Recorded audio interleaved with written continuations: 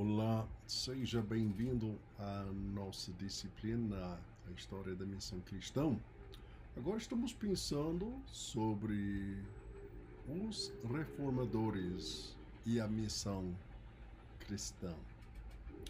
Até este ponto, nós temos estudado até alguns precursores da Grande Reforma, os valdenses, os hussitas, lollardos, pessoas bem evangélicas, na sua visão, muitos hábitos, valores que até hoje nós, como evangélicos, abraçamos totalmente sem nenhuma qualificação, muitas prioridades que são partes essenciais, valores essenciais dos missionários evangélicos modernos de hoje.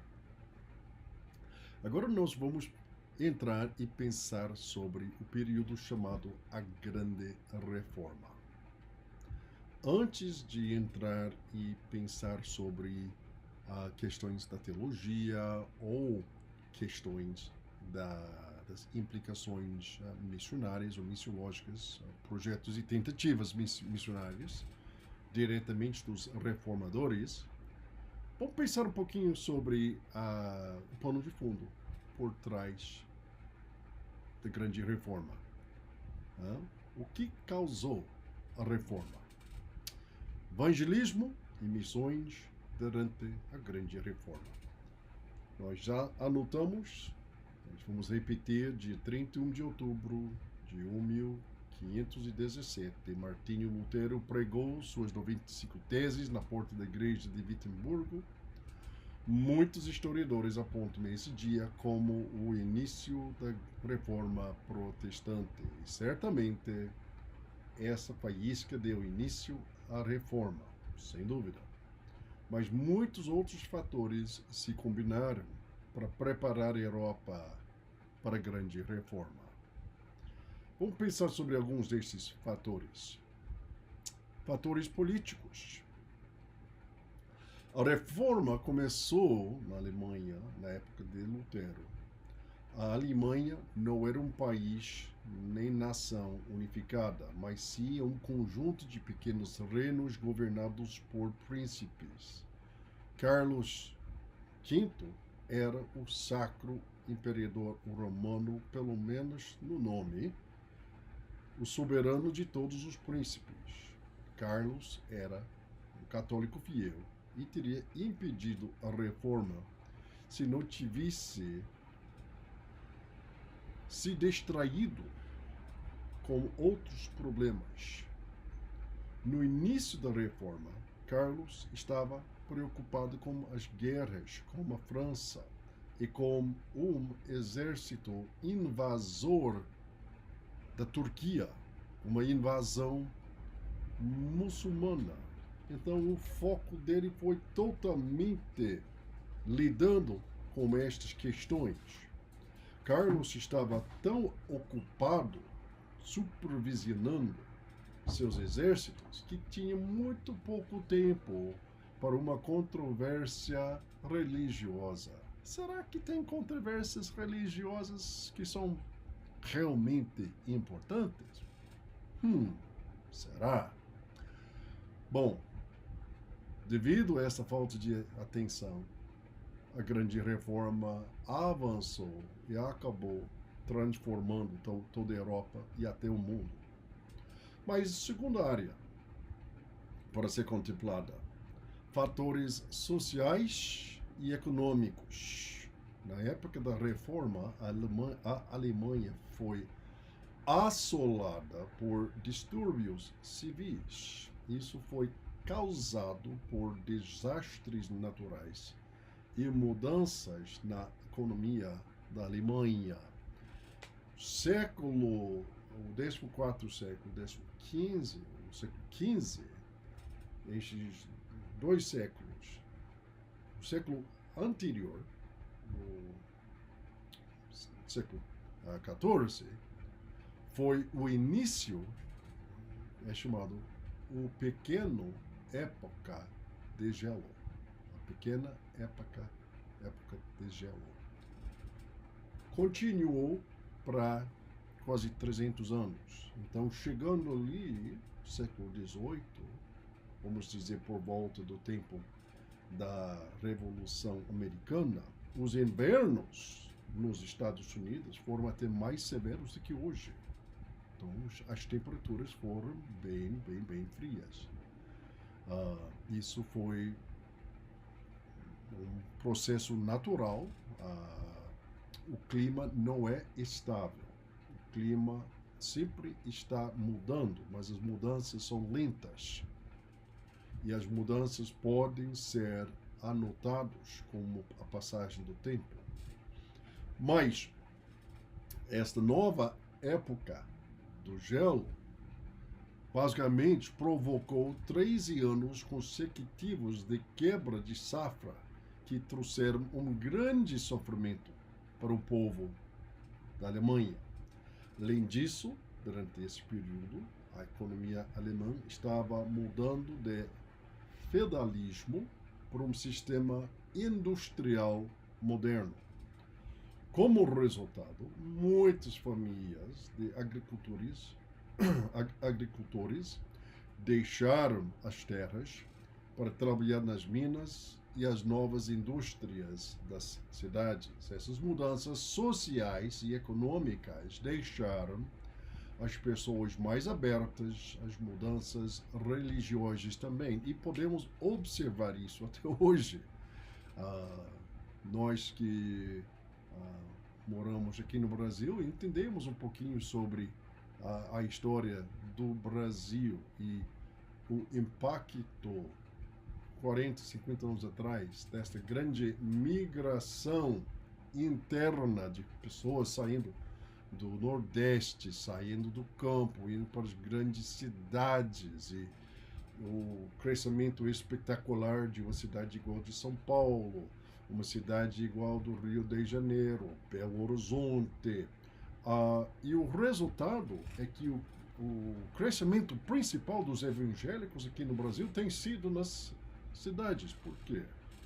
Mesmo fator que está destacado na Alemanha no século XV, podemos observar o mesmo fator trabalhando em nossa missão hoje em dia. Mudanças sociais, mudanças econômicas, até mudanças físicas devido às mudanças sociais e econômicas, deixam as pessoas mais abertas às mudanças religiosas também. E temos visto, por exemplo, os nordestinos têm uma certa fama no sertão de ser bem católicos, bem rígidos, não abrem a mão da sua fé católica. Mas o mesmo nordestino fazendo mudança para uma cidade, pode ser até uma cidade de seu próprio estado, ou chegando ali em São Paulo, ou Rio de Janeiro. Esta mesma pessoa, com o tempo, se torna muito mais aberta de ouvir e contemplar uma resposta acerca da fé evangélica. Isso tem sido um grande fator no crescimento das igrejas nas grandes cidades do Brasil. Pessoas recém-chegadas, abertas de conversar e contemplar mudanças, incluindo mudanças religiosas. Fatores intelectuais. O Renascimento, aquele movimento que estava acontecendo em paralelo com o movimento da Reforma, ajudou as pessoas a pensar de novas maneiras e a aceitar novas ideias. Além disso, o recém-publicado do Novo Testamento em grego, do Erasmo, inspirou muitas pessoas a estudar cuidadosamente o conteúdo do Novo Testamento. O desenvolvimento das universidades, escolas secundárias europeias, elevou o nível intelectual do continente, e com o aumento de aprendizado, muitas pessoas abandonaram as superstições que as prendiam no passado. Fatores tecnológicos.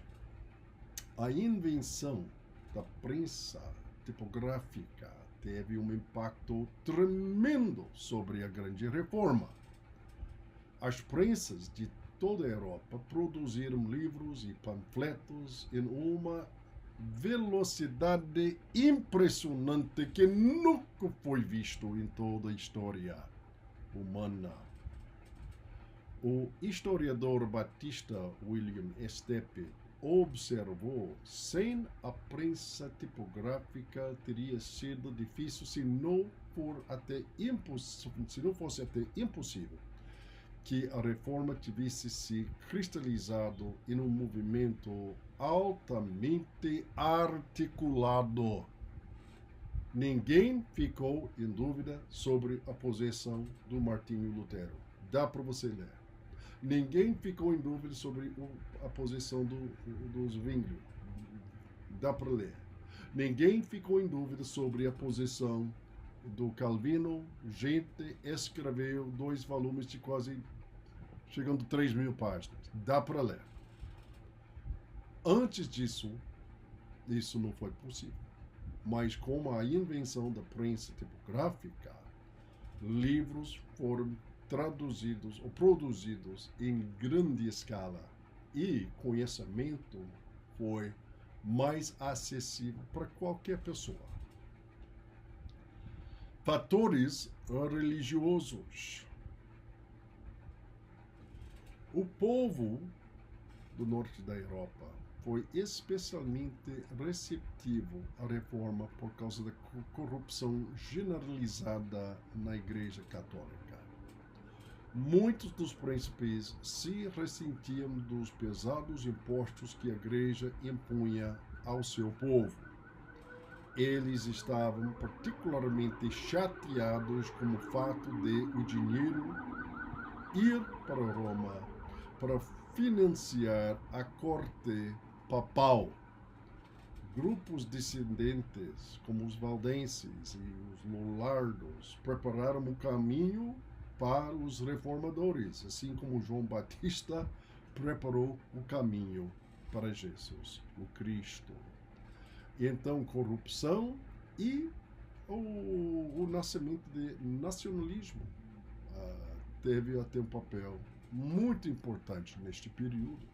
Simplesmente os alemães não gostaram de mandar seu dinheiro para a Itália, sem pensar em França. Não, e vice-versa. Os franceses não quis mandar seu dinheiro para Roma. E certamente os holandeses não ficaram muito felizes. Os britânicos e escoceses, os ingleses, cada vez menos. Então, isso também foi um fator contribuinte.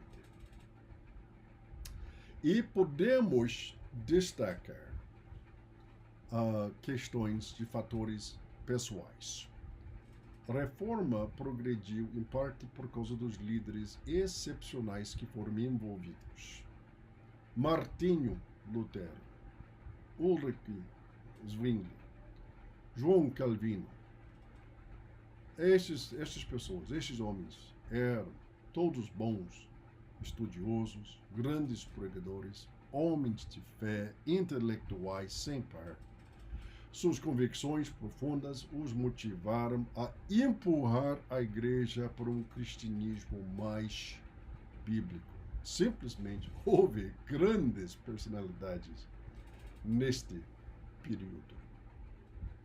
Isso nos leva para pensar agora um pouquinho sobre evangelismo da igreja luterana. Agora vou pensar um pouquinho sobre Lutero e a missão cristã. Quando Martinho Lutero publicou as 95 teses, ele não tinha ideia de iniciar uma revolução religiosa, é um fato. Ele só queria protestar contra a venda de indulgências perto do Wittenbergo, mesma convicção já demonstrada por Wycliffe e Hus 200 e 100 anos antes. Então, não houve nenhuma novidade como Lutero não sentindo bem com esta venda de indulgências. As 95 teses eram, na verdade, um apelo para um debate acadêmico sobre a validade das indulgências e a propriedade da sua venda pela Igreja. Entretanto, as teses de Lutero foram impressas e distribuídas por toda a Europa. Em poucas semanas, esse obscuro professor se viu no centro de uma polêmica acirrada. A posição pública do Lutero contra as indulgências refletia uma longa peregrinação espiritual. Lutero nasceu, cresceu no norte da Alemanha. Ao pedido de seu pai, ele estudou direito na Universidade de Erfurt. Entretanto, em 1505, Martinho foi surpreendido por uma violenta tempestade enquanto estava viajando ou caminhando no ar livre. Temendo para sua vida, Martinho prometeu a Deus entrar num mosteiro se sua vida fosse poupada. E logo depois, ele entrou para a ordem augustina. Lutero tornou-se um monge dedicado e tentou ganhar o favor de Deus por meio das disciplinas promovidas pela Igreja Católica, jejuando, orando, privando seu corpo.